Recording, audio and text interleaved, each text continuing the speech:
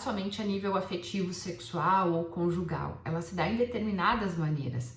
A traição entre amigos, a traição entre irmãos, a traição entre casal, a traição numa empresa, a traição entre sócios, a traição entre colegas. Não é essa que nós vamos abordar aqui, mas eu acredito, olhem bem, que tudo que nós vamos falar aqui pode ser aplicado em outras traições, mas eu vou falar sobre relacionamento conjugal, namoro, casamento, união estável, parceria, seja lá o nome que vocês quiserem dar, uma relação a dois, não tem questão de gênero, sexo ou coisas assim, é um casal, ok? Então, nós vamos aqui falar sobre casal, em específico para as mulheres, né? Mas os meninos, que também são a minha audiência, os meus seguidores, vão se beneficiar dessa fala, porque não tem sexo a traição. A traição é de ambos. E aí, eu sempre costumo falar, né, que, primeira coisa, uma relação, ela precisa ter equilíbrio entre dar e receber, ou seja, eu te dou algo e eu espero algo de volta. E aí, quando isso não acontece, se abre um espaço no relacionamento, e este espaço é que faz com que uma outra pessoa se faça presente. Eu tô falando de relação extraconjugal, ok? Eu não estou falando de outros tipos de traição. Oi, Dani. A traição, ela tem vários aspectos, ok? Mas eu vou falar aqui hoje sobre traição num relacionamento extraconjugal. Seja ele afetivo, seja só uma ficada, seja só um sexo. E aí nós vamos entrar mais profundamente nesse processo de compreender o que está por detrás da traição, ok? Agora, olhem só. Então, a traição só vai acontecer quando o relacionamento está em desequilíbrio e desarmonia. Porque se tudo está funcionando perfeitamente bem, e se eu dou e recebo no mesmo equilíbrio, eu consigo compreender como o meu parceiro, como a minha parceira gostaria, e é importante, é necessário para ela ser tratada. O que acontece? É que as pessoas não se conhecem, né? Você não conhece a história do teu parceiro não conhece a tua história. E aí, quando não há esse processo de autoconhecimento individual, também não há um autoconhecimento conjugal.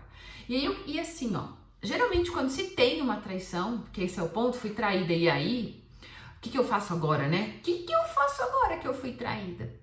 Geralmente, quando se tem traição, talvez o relacionamento lá atrás já tenha iniciado com algumas questões que não foram bem resolvidas.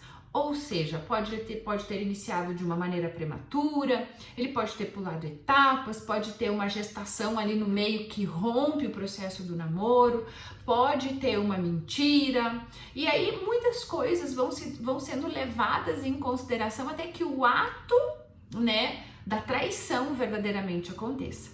E aí, olha que interessante, gente. Se vocês pararem para pensar, não precisa responder, tá? Mas se vocês se quiserem fazer um oizinho, quem aí já foi traído? Quem nunca, né? A pergunta que eu fiz lá no post. Quem nunca foi traído? Eu iniciei para as primeiras pessoas que estavam aqui falando que eu tive um embrulho, uma dor de cabeça, e depois de muito tempo eu precisei tomar um medicamento para poder falar sobre esse assunto, né? Eu tomei um ibuprofeno há pouquinho tempo atrás, porque eu tava com dor de cabeça, e eu fiquei refletindo muito, né? Porque quem nunca foi traído? E quem nunca, de certo modo, traiu? Às vezes, nós achamos que nós não cometemos a traição. E às vezes o nosso parceiro está se sentindo traído, enganado. Então eu acho que uma das coisas importantes também é que, o que é traição, né? Traição é uma quebra de confiança nos acordos, naquilo que foi combinado entre o casal. E aí, às vezes, os casais, eles nem têm combinação, eles nem sabem o que é isso, eles nem sabem o que é um acordo, o que é um contrato, o que está por detrás da relação, o que pode, o que não pode. Por quê? Porque alguma coisa aconteceu e o relacionamento foi assim, buf, né? Aconteceu do nada. Então, gente, é super importante, desde o início do relacionamento, se compreender por que nós estamos juntos, por que eu escolhi você, por que eu fui escolhida, por que nós estamos aqui. E aí, galerinha, vamos lá. Tem uma coisa muito importante. Nós aprendemos em algum lugar, sim, muita transparência. E de ambos eu vou falar mais sobre isso lá na frente. Olha só, gente, eu aprendi uma maneira de me relacionar.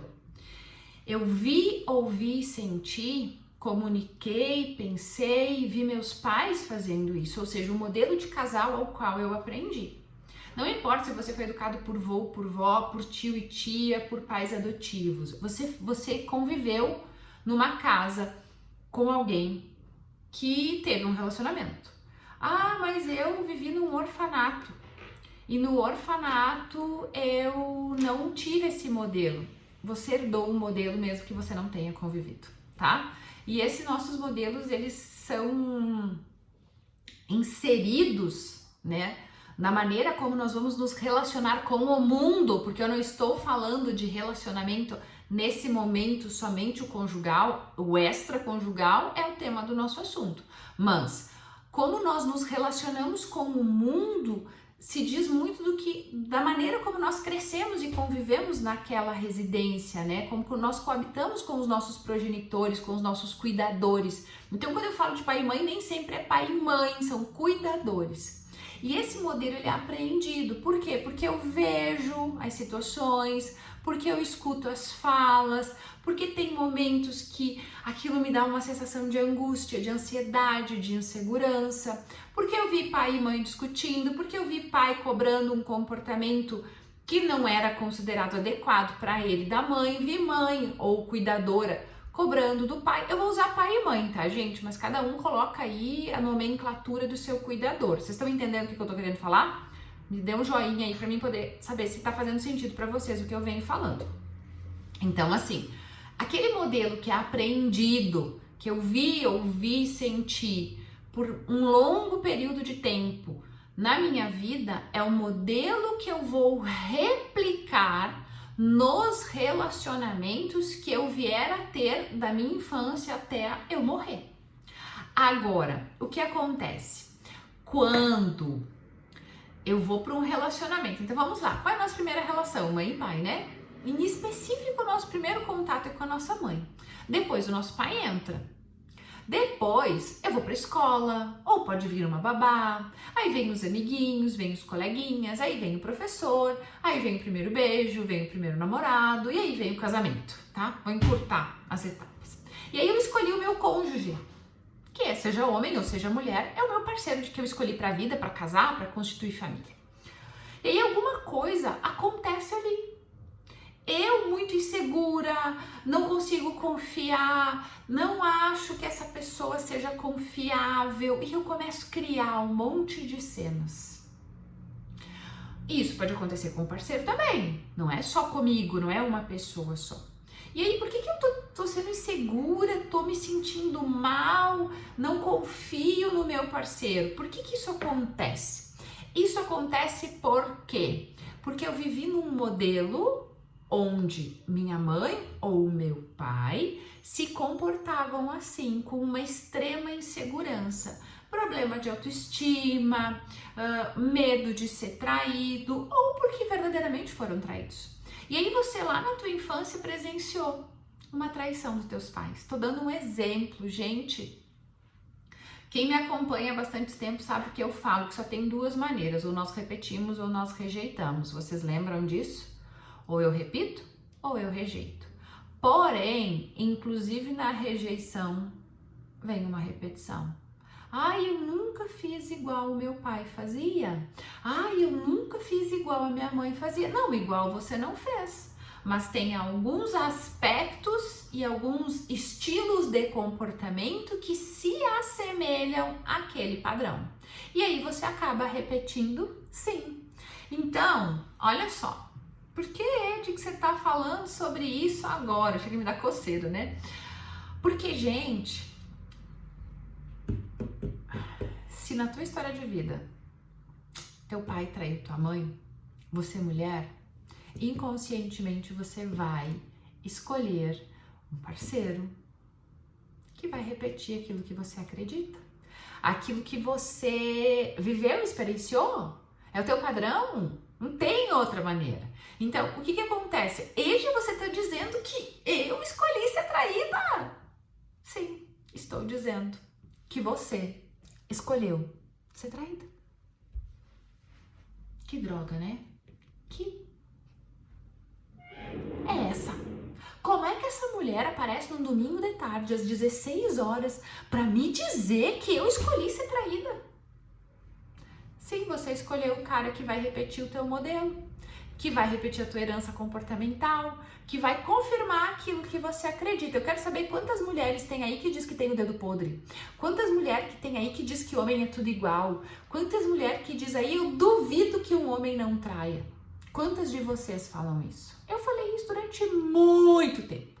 Muito tempo. Tanto que eu falei que eu fiquei embrulhada. Tive dor de cabeça. Faz umas 5 horas aí que eu tô estudando sobre o assunto. Depois de ontem, quando eu tive uma ideia do eu preciso falar sobre esse assunto. E aí, gente, o que acontece? Todo mundo, em algum momento da sua vida, já foi traído ou já viveu alguma coisa. Quando eu entendi que a traição estava se dando na minha vida, não só nos relacionamentos afetivos, de determinadas maneiras, e que eu tentava acordar e que os meus acordos eles eram falhos, eles tinham muitas brechas, muitos espaços, eu comecei a compreender aonde estava o furo, onde é que estava o buraco. Não era meu dedo, não, era um buraco gigante na minha cabeça, chamado inconsciente, que tudo aquilo que eu mais rejeito, tudo aquilo que eu mais reneguei, tudo aquilo que eu mais quis não ter, foi o que eu trouxe para minha vida. Quando eu falo de traição, eu falo de muitas maneiras de sentir e perceber a traição. Algumas vezes a traição é afetivo-sexual, ou seja, ela tem um vínculo emocional. O parceiro vai lá, ou a parceira se apega àquela outra pessoa e tem uma relação por longos anos. Às vezes, a traição ela é uma transa e nada mais. Às vezes, a traição é uma mentira, porque foi combinado dentro do casal que deveria se falar a verdade. Mas o que causa muito impacto ainda é a relação extraconjugal com coito, né? Com o sexo. Então, isso ainda causa um impacto, uma desestrutura, uma ruptura, um sofrimento, ele é destruidor. A traição, ela pode acontecer 3 coisas. Uma delas é, a traição acontece e a traição mostra para o casal que algo não tá legal. E esse casal pode restabelecer este relacionamento num novo formato. Vou falar sobre isso depois. O outro modelo é, as duas pessoas se apaixonam de uma maneira avassaladora. E aí elas não estão nem um pouco preocupadas com o que vai acontecer. E aí elas destroem 2 famílias. E aí é um tsunami na vida das 2 famílias. Aí, quando nós começamos a compreender o que está por detrás da traição, dessa herança, dessa mulher que viu a mãe ser traída, gente, tem um aspecto muito importante, né? Dessa lealdade. Então, existe uma lealdade a esse padrão comportamental. Então, a mulher, em específico, vou falar dela porque é isso que eu mais falo, a mulher às vezes ela é leal a essa mãe que sempre foi traída, então por mais que ela odeie a traição, que ela rejeite a traição, que ela ache horrível, ela vai continuar se relacionando com alguém para manter a lealdade à história da família. E aí isso é muito complexo e hoje eu não vou falar de mim, mas tem casos onde vó traída, mãe traída, filha traída, neto traída. E aí isso vai. Enquanto um dos membros dessas mulheres da família não trabalha para fazer a ruptura dessa herança, isso vai se repetindo, vai se repetindo, vai se repetindo, vai se repetindo, vai se repetindo.